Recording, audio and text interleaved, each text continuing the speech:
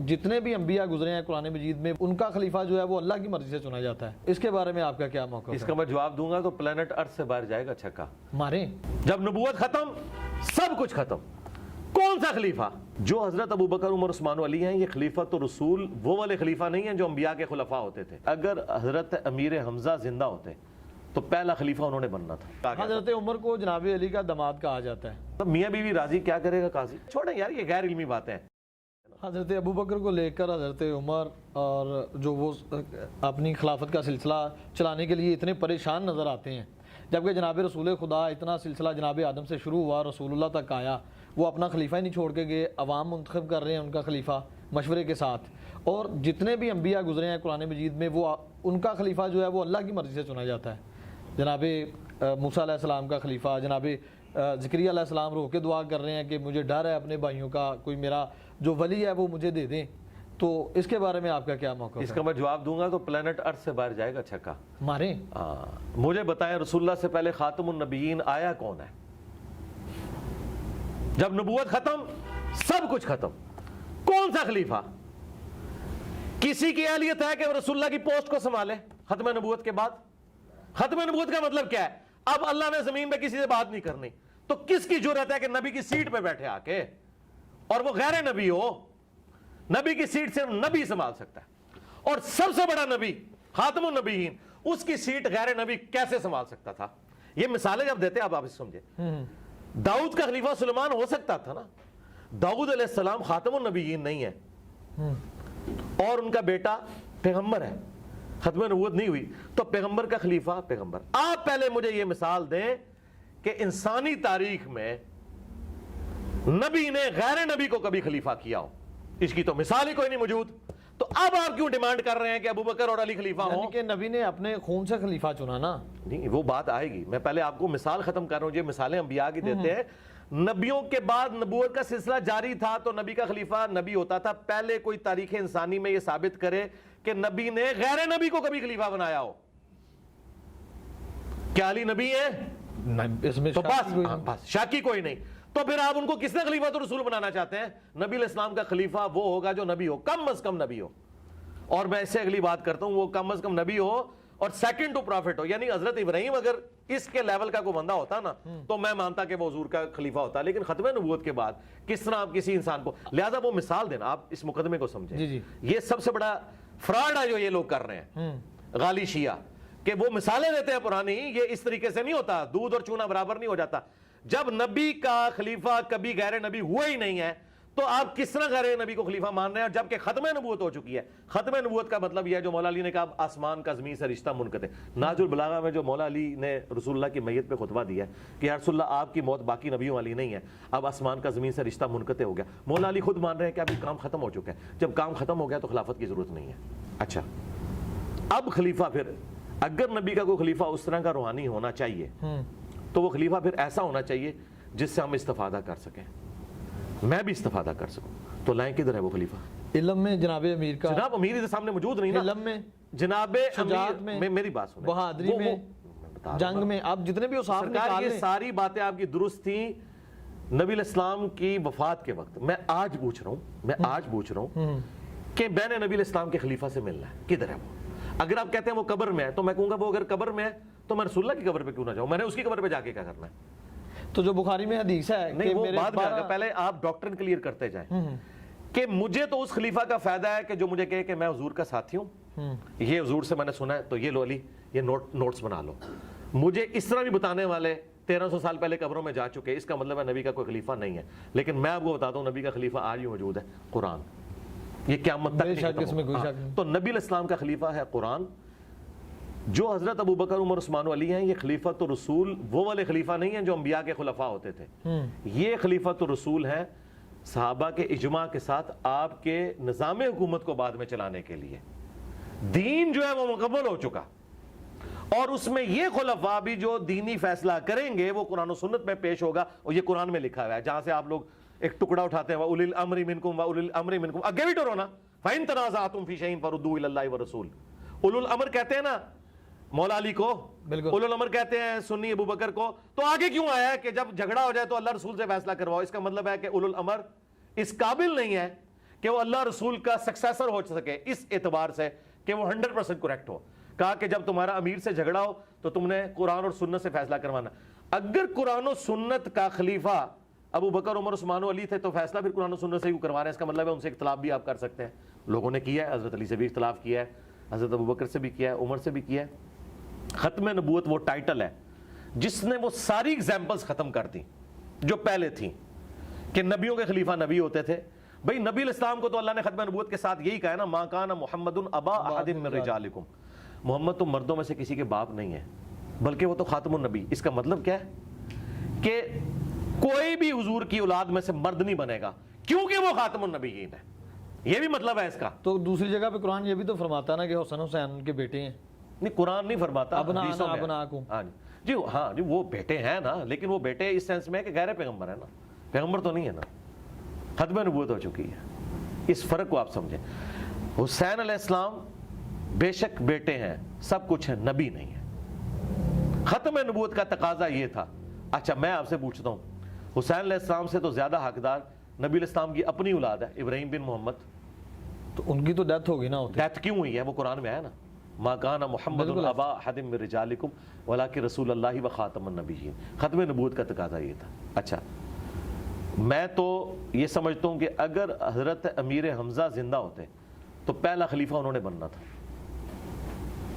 کیونکہ نبی الاسلام کی مبارک زندگی میں یہ جو آج مثالیں دی جا رہی ہیں نا کہ حضور کے مسلح پہ ابو بکر کھڑے ہو گئے, پھر لوگوں نے پتہ کیا کہنا تھا, یار دیکھو بدر میں آرمی چیف نبی الاسلام نے اپنی جگہ ان کو آگے بھیجا ہے آرمی چیف بنا کے. مولا علی آگے ضرور گئے ہیں لیکن آرمی چیف کے طور پہ نہیں, آرمی چیف کے طور پر امیر حمزہ, بدر میں بھی احد کے اندر بھی. تو لوگوں نے سیدھا سیدھا کہنا تھا کہ نبی الاسلام کے سکسیسر امیر حمزہ ہے, خاندان قریش میں سے بھی ہیں, بنو ہاشم میں سے ہیں, ان کو چونا جائے, یہ ہو جانا تھا.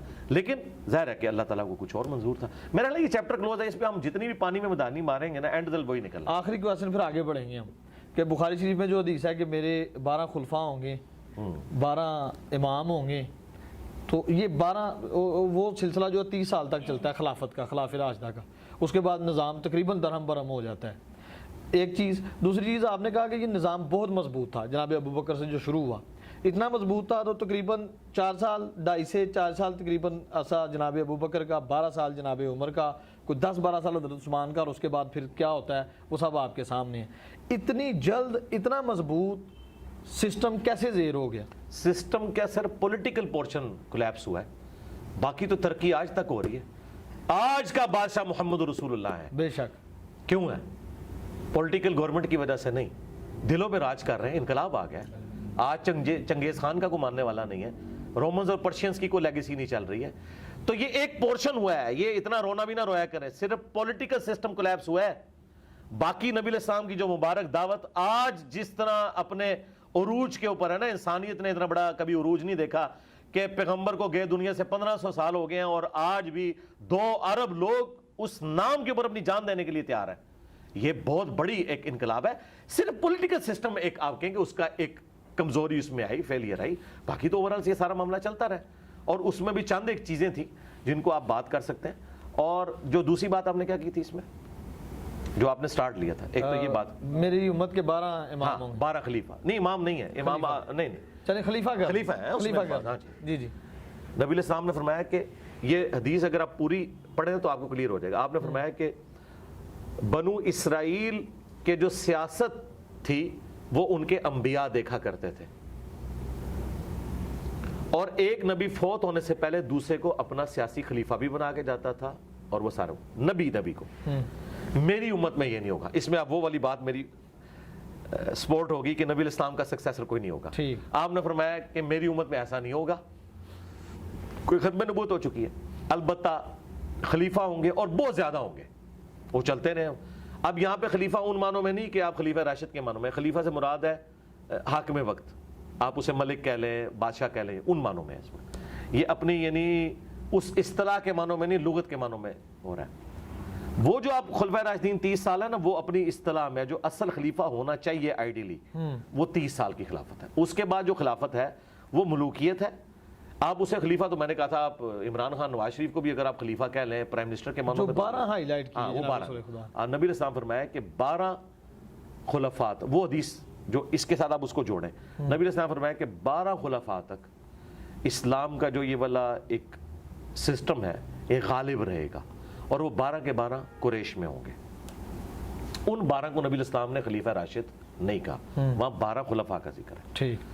تو اگر آپ اس کی کیلکولیشن کریں تو اس وقت تک اسلام کا جو ایک ایکسپینشن والا معاملہ تھا وہ بڑا تیزی سے ہوا. جس طرح آپ 3 یا 4 پیڈل مارے نا تو تھوڑی دور تک سائیکل چلتی ہے نا, بالکل. جو 30 سال کی محنت تھی نا وہ 130 سال تک نکال گئی. یعنی ان کے ادوار کے اندر وہ معاملہ چلتا رہے گا. اگرچہ ہمارا پولیٹیکل سسٹم کولیپس کیا, پھر بھی مسلمانوں کے جو فتوحات کا سلسلہ ہے وہ جاری رہا. اللہ تعالیٰ نے وہ ظاہر اپنے دین کو ایکسپینڈ تو کرنا تھا نا. رومنز کے ساتھ جنگیں رہیں اور آگے معاملات چلتے رہے, کرتے کرتے مسلمان اسپین تک بھی پہنچ گئے. یورپ بلکہ وہ ایک صرف جنگ ہار گئے تھے فرانس والی, ادروائز تو یورپ بھی پورا مسلمانوں کے پاس آ گیا تھا. تو یہ سارے کا سارا معاملہ چلتا رہا. تو ان معنوں میں یہ ایک تشریح ہے. اس میں ان خلفاء کی تعریف نہیں ہے بلکہ ان کے دور کی تعریف ہے کہ ان کے دور تک اسلام کا غلبہ رہے گا. کیونکہ دوسری جگہ آ گیا کہ 30 سال تک خلافت راشدہ, اس کے بعد کاٹ کھانے والی ملوکیت. وہ خلافت ہے لیکن ملوکیت والی خلافت ہے. دوسرا, حافظ ابن کثیر, ابن تیمیہ اور باقی لوگ اس طرف بھی گئے ہیں کہ یہ 12 خلفاء کنزیکٹیو نہیں ہوں گے. 5 تو کنزیکٹیو آ گئے, ابو بکر, عمر, عثمان, علی, حسن ابن علی. 6 عمر بن عبدالعزیز ہیں, اور پھر قیامت تک کچھ خلفاء آئیں گے اور آخری امام محمد مہدی ہوں گے. یہ بھی تشریح اہل سنت کے ہاں چل رہی ہے. یعنی میں نے نہیں کی ہے, یہ حافظ ابن کثیر نے لکھی ہے. اچھا, ایک تشریح یہ کی گئی. اب شیعہ جو اس کو 12 امام کہتے ہیں, تو پھر اگر 12 امام والی بات مانی جائے تو 12 اماموں میں سے حکومت تو صرف 2 اماموں کو ملی ہے, مولا علی کو اور مولا حسن کو. باقی تو سارے امام خلیفہ بن نہیں سکے, قید کر دیے گئے. کر دیا. اچھا, اور نبی علیہ السلام حکومت کے پوائنٹ آف ویو سے خلافت کا ذکر کر رہے تھے یا ملوکیت کا ذکر کر رہے تھے یا حکومت کا. تو لہٰذا جو شیعہ نے یہ 12 اماموں والا کنسیپٹ 12 خلفاء سے نکالا ہے, یہ بالکل فراڈ نکالا ہے. بالکل نہیں نکلتا, یہ بالکل چیز ہی کچھ اور تھی. اچھا, اور سنیوں میں سے ناسبیوں نے ان سے 12 خلفاء کی جو فضیلت ثابت کی یہ بھی دھوکہ دیا, کیونکہ 12 خلفاء کے اس دور تک کی بات کی ہے. ان 12 خلیفوں کی تعریف نہیں کی حضور نے, تعریف کی ہے خلافت راشدہ کی. ٹھیک ہے, دونوں طرف فراڈ ہوا ہے. اور یہ جو میں فراڈ یہ میں نہیں کہہ رہا, یہ کتابوں میں تھا. خود ابن تیمیہ نے منہاج السنہ لکھی شیعہ کے خلاف, لیکن اتنا سخت وہ سنی ہونے کے باوجود بعض اوقات اس میں ناسبیت بھی نظر آ جاتی ہے. اس نے کہا بھی یزید اور اس کا باپ ہم انہیں مسلمانوں کا بادشاہ مانتے ہیں, خلیفہ راشد نہیں مانتے. حالانکہ وہ شیعہ کے خلاف کتاب لکھ رہا ہے لیکن یہ مان رہا ہے کہ یار ہم ان کو ویسا نہیں مانتے جیسا کہ آپ کہہ رہے ہیں. یہ 12 خلفاء والا جو ناسبیوں نے رزلٹ نکالا وہ بھی ردی کی ٹوکری میں ہے, جھوٹ بول رہے ہیں, فٹ نہیں بیٹھتا, تطبیق ہی نہیں ہوتی. دوسری طرف 30 سال تک خلافت, پھر کاٹ کھانے والی ملوکیت, اس کا کیا کریں گے؟ جو میں آپ کو تشریح کر کے بتا رہا ہوں یہ علماء نے, محدثین نے لکھی ہے, اور یہی اس کی بیسٹ تشریح بنتی ہے. اور شیعہ نے جو یہ فراڈ نکالا کہ اسے 12 امام ثابت ہے, تو بھئی وہ تو خلفاء تھے. خلفاء جو ہیں وہ حکومت سنبھالتے ہیں, تو حکومت تو صرف مولا علی کو ملی ہے اور امام حسن کو بھی 6 مہینے, باقی 10 تو سارے کے سارے خلفاء کے ہاتھوں شہید ہوئے ہیں, تو حکومت تو نہیں ہے, لہٰذا ان کی بھی بات پوری نہیں ہوتی ہے. اور آخری خلیفہ جو ہے اسے جا کے حکومت ملے گی, تو پھر 3 خلیفوں کو ملی, باقیوں کو نہیں ملی.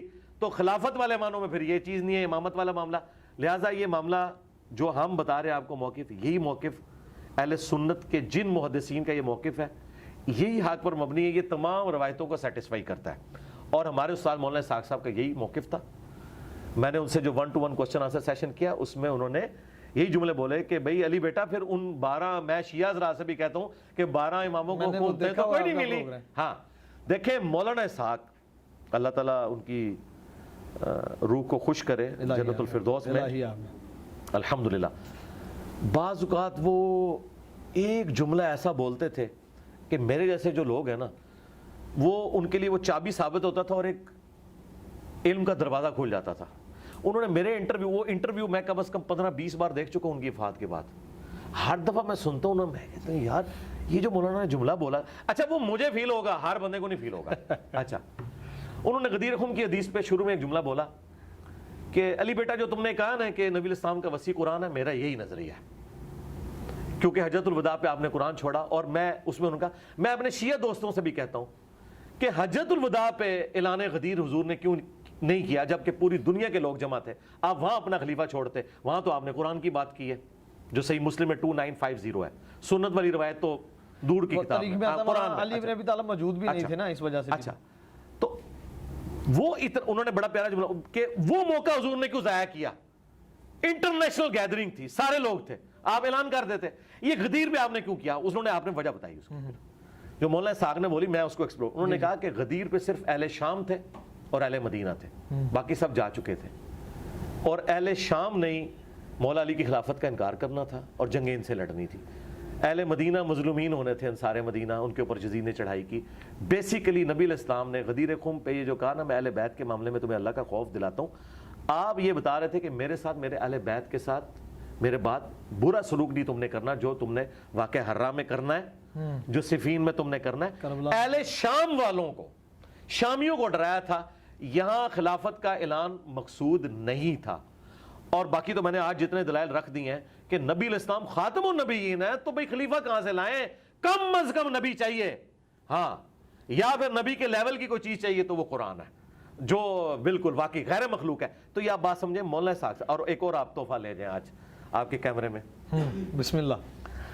دیکھیں شیعہ نے اتنا بڑا ہنگامہ کھڑا کیا کہ آیت مباہلہ کے موقع پر نبی علیہ السلام اپنی باقی بیٹیوں کو کیوں نہیں لے کے آئے, اس سے انہوں نے باقی بیٹیوں کا انکار کیا. حالانکہ آج کا سب سے بڑا غالی شیعہ یاسر الحبیب, جو حضرت عائشہ کے اوپر قنوت نازلہ پڑھتا ہے نعوذ باللہ, اتنا غالی خبیث رافضی ہونے کے باوجود وہ کہتا ہے کہ جی بیٹیاں چاہ رہی تھی, وہ بھی مانتا ہے. یہ تاریخ میں ہے. اچھا دیکھیں, نہیں میں دیکھیں شیعہ میں اتنے ہارڈ لائنر جو حضرت ابوبکر عمر عثمان کو منافق کہیں, وہ بھی کہیں نہیں بیٹیاں چاہ رہے ہیں, تو اس کا مطلب ہے یہ بات تگڑی ہے. یہ میں شیعہ کے لیے بات کر رہا ہوں. اچھا, اب یہ مذاق اڑانے والی بات ہے, کیا وہ باقی 3 بیٹیاں اس وقت زندہ تھی مبالغے کے وقت؟ نہیں, وہ تو اس سے پہلے فوت ہو چکی تھی, تو قبر سے نکال کے تو نہیں لانا تھا نبی علیہ السلام نے.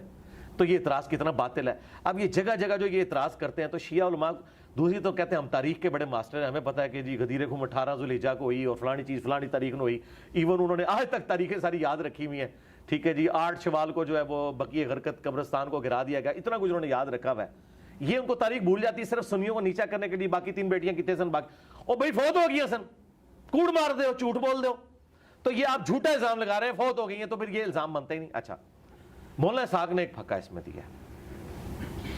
انہوں نے کہا کہ وہ بیٹیاں تو ہوگی تھی فوت, اور تم کہتے ہو کہ اہل بیت صرف یہ 5 بندے ہیں, نبی علیہ السلام کے ساتھ 4, کون سے, حسن, حسین, علی, فاطمہ اور سیدہ فاطمہ سلام اللہ علیہا. اگر تمہاری یہ لاجک ہم مان لیں تو علی کی ایک اور بیٹی بھی تھی اس وقت, کون سی, زینب, حضرت زینب. ان کو مباہلے میں کیوں نہیں لائے, کیا اہل بیت سے خارج کر دیا؟ یہ پھکا ہے, پلانٹ ارتھ سے باہر پھینکا چھکا مولانا اسحاق نے. اگر زینب مباہلے میں نہیں آئی, حضرت علی کی بیٹی, حسن و حسین کی بہن, تو کیا وہ اہل بیت سے خارج ہو گئی ہیں؟ حالانکہ تھیں, قبر سے نہیں نکالنا. اس کا استنباط حدیث قصاص سے بھی تو کیا جا سکتا ہے. سرکار چھوڑے, بات آگے چلے گی نا, بات آگے چلے گی, وہ مل رہی ہے نا اس کے اور ساتھ. سرکار بات کوئی اور ہو رہی ہے. بات یہ ہو رہی ہے کہ حسن و حسین کے بہن بھائی اہل بیت ہیں کہ نہیں, پہلے یہ بتائیں. جو عقیدہ تواریخ میں ملتا ہے اہل بیت کے بارے میں, وہ 12 امام ہیں. تو پھر تو میں کہتا ہوں, تو میرا تو خیال ہے پھر اہل بیت کے ساتھ یہ دشمنی ہے کہ مولا علی کی بیٹی جس نے یزید کے دربار میں اپنے بھائی حسین کا مقدمہ لڑا, اپنے باپ کا مقدمہ لڑا, اگر وہ اہل بیت نہیں ہے تو تہاڈے جڑے پوڈری تے چرسی درباراں تے بیٹھے ہوئے اہل بیت بنے تے ایک دو اہل بیت ہو گئے نے جڑے آدھے نہیں ہے امتی تے اسی اہل بیت ہاں. تو بھائی یہ بات ہے, یہ بات نہ کرے, آپ بھی گنہگار نہ ہو جائیے گا اللہ کے حضور, پکڑے نہ, لا حول ولا قوت الا باللہ. تو حضرت علی کی ساری اولاد جو فاطمہ سے ہیں وہ سب اہل البیت ہیں, چاہے وہ جناب محسن ہو چھوٹی عمر میں جو شہید ہو گئے, اہل سنت کے ہاں بھی وہ ہیں, لیکن وہ والا واقعہ نہیں جو یہ کہتے ہیں. بالکل. حسن و حسین بھی, اور ان کے ساتھ ان کی سسٹر زینب.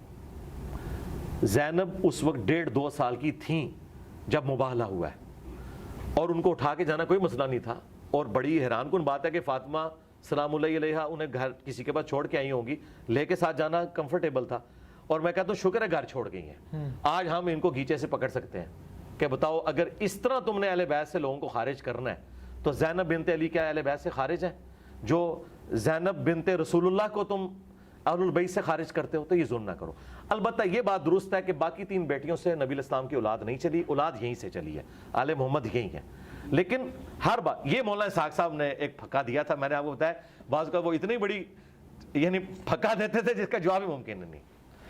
بخاری و مسلم میں بلکہ آپ نے کہا تھا میں ختم کروں گا, آگے چلوں گا, آپ آگے چلیے. میں حدیث پہ آ گیا ہوں نا آگے کہ صحیح ستہ میں امام حسین علیہ السلام کے قاتلان سے بھی احادیث لی جاتی ہیں, اور جبکہ اہل بیت کو دیکھیں یہ امام حسن کو, امام حسین کو, جناب علی بن ابی طالب کو, جن کے بارے میں رسول فرماتے ہیں کہ میں علم کا شہر ہوں, یہ علم کا دروازہ ہے, ان سے احادیث بہت کم لی جاتی ہیں.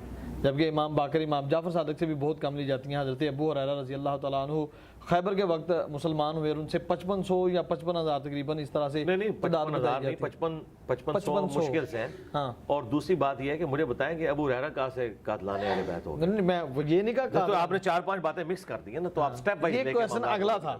ہاں, پہلی بات ہے قاتلان جو اہل بیت ہیں یا جو ناسبی ہیں ان سے اگر کوئی روایتیں لی ہیں اہل سنت کے اماموں نے تو وہ تائید میں لی ہیں, اور ساتھ ان کا سٹیٹس بھی بتایا. کسی کا اہل بیت کا دشمن ہونا اس چیز کا متقاضی نہیں ہے کہ وہ روایت حدیث میں جھوٹ ہی ضرور بول رہا ہوگا, یہ ضروری نہیں ہے. اسی طریقے سے دوسری طرف آپ یہ کیوں بھول جاتے ہیں کہ امام بخاری نے کم از کم 100 ایسے راویوں سے احادیث لی ہیں جو شیعہ تھے, وہاں کیوں نہیں اعتراض کرتے؟ وہاں اگر ہم اعتراض کریں کہ امام بخاری نے شیعہ سے لے لی, اس لیے کہ وہ سمجھتے تھے کہ ان کا عقیدہ اپنی جگہ لیکن روایت حدیث میں وہ سچے ہیں. آپ وہ روایت پہ بحث کر سکتے ہیں کہ یہ فلاں روایت فلاں ناسبی سے لی تھی اور دیکھو اس سے غلط عقیدہ نکل رہا ہے, اس پہ آپ بحث کر سکتے ہیں. یہ جن لوگوں کو رافضی یا ناسبی کہہ رہے ہوتے ہیں, ہم انہی لوگوں سے دوسرے لوگوں کی شان میں حدیثیں ثابت کر دیتے ہیں. مثلا سنی امام زہری کو کہتے ہیں کہ یہ شیعہ تھا, اور بعض جو غالی شیعہ ہیں وہ کہتے ہیں یہ سنی تھا, اور جو درمیان میں کہتے ہیں اس کی زندگی کے 2 پیریڈ ہیں, کیونکہ دونوں طرف روایتیں ملتی ہیں. وہ حضرت علی کے حق میں بھی بولتا ہے اور حضرت ابوبکر کے حق میں بھی بولتا ہے. تو بات یہ ہے کہ اس طرح جب دونوں طرف, میری کوئی ویڈیو لگا لے جنگ صفین پہ تو اسے لگے گا یہ کوئی شیعہ ہے, ٹھیک ہے نا, آپ کو کہا بھی جاتا رہا. ہاں, تو مجھے کوئی فرق نہیں, مجھے سب کچھ کہا جاتا ہے اللہ کے فضل سے, کوئی فرق نہیں ہے. امام شافعی کو بھی کہا گیا. حضرت عمر کو جناب علی کا داماد کہا جاتا ہے. جی بالکل ٹھیک ہے, یہ تو ثابت ہے, شیعہ کی کتابوں سے ثابت ہے. کیسے کہ ام کلثوم ان کے عقد میں تھی, شیعہ کی کتابوں سے ثابت ہے, اور بڑے سخت الفاظ میں وہ تو بلکہ تعویل کرتے ہیں کہ یہ زبردستی معاملہ ہوا تھا. یہ وہ نہیں, میں نے اہل سنت کی کتاب میں بذات خود ان گناہگار آنکھوں سے پڑھا کہ حضرت عباس جناب رسول خدا کے چچا رضی اللہ تعالیٰ عنہ, انہوں نے فرمایا کہ علی آپ مان جائیں, آپ کو پتہ ہے کہ عمر کتنے سخت ہیں. جی ہم ان روایتوں کو بالکل غلط کہتے ہیں, ہم ان روایتوں کو صحیح مان. دیکھیں اس طرح کی روایتیں اہل سنت کے ہاں بھی آئی ہوئی ہیں جو گھڑی گئی ہیں. جو ایگریڈ اپون چیز ہے وہ یہی ہے جو صحیح بخاری میں ملتا ہے کہ ام کلثوم سیدنا عمر کی بیوی تھی, اور حضرت علی سے جو رشتہ مانگا تھا وہ اہل البیت سے اپنی نسبت بنانے کی وجہ سے مانگا گیا تھا, یہ زبردستی نہیں ہے. مجھے بتائیں حضرت عمر فاروق رضی اللہ تعالیٰ عنہ نے تو وہ سٹیٹس انجوائے کیا ہے کہ اوپر خدا اور نیچے عمر تھے, تو ان کے لیے گن پوائنٹ پہ یہ حرکت کرنا اور پھر اہل بیت کے ساتھ کرنا کہ مسلمانوں کی گالیاں کھائیں, یہ کون بیوقوفی کرے گا؟ یہ ایسی بات کی فٹنگ نہیں بیٹھتی. ایج ڈیفرنس جو وہ جناب ایج ڈیفرنس کوئی مسئلہ نہیں میرے بھائی, ایج ڈیفرنس کوئی مسئلہ نہیں, یہ آپ کے مسئلے ہیں. اگر عورت بالغہ ہو ایج ڈیفرنس کوئی نہیں ہے. مجھے بتائیں نبی علیہ السلام اور سیدہ عائشہ کا ایج ڈیفرنس نہیں ہے؟ اہل سنت میں ان کی 7 سال تقریباً عمر بتاتے ہیں. شیعہ کتنی بتا دیتے ہیں؟ 17 بتاتے ہیں. 17 سال بتاتے 17, تو 17 اور 52 میں آپ کو فرق نہیں نظر آیا؟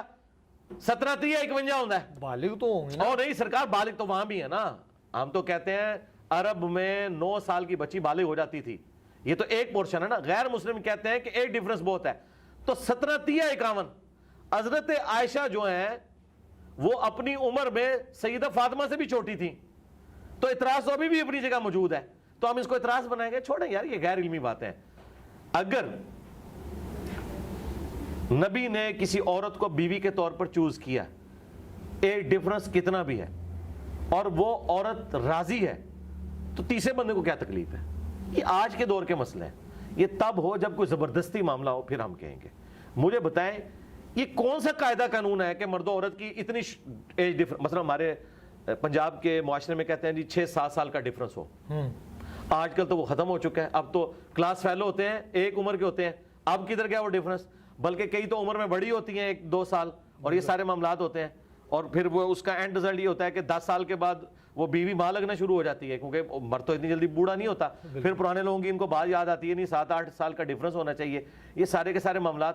تو مجھے بتائیں یہ ہر جگہ اپنی اپنی نارمز چل رہی ہیں. عرب کے ملکوں میں آج بھی کوئی معیوب نہیں سمجھا جاتا.